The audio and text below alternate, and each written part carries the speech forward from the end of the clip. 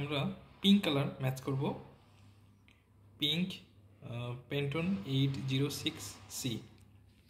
ওই কালার ম্যাচিংয়ের জন্য শুরুতে আমি হোয়াইট এবং ম্যাজেন্টা কালার নিয়ে নিচ্ছি, দুটো বেস কালার। এখন আমি বরাবরের মতো একটা খালি পেপার কাপে পর্যায়ক্রমে দুটো কালার মিক্স করব।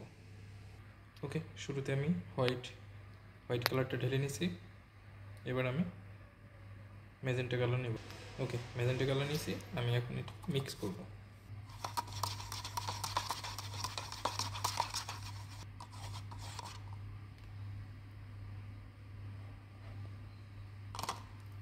মিক্স হয়ে গেছে, আমি এখন একটা শেড নেব।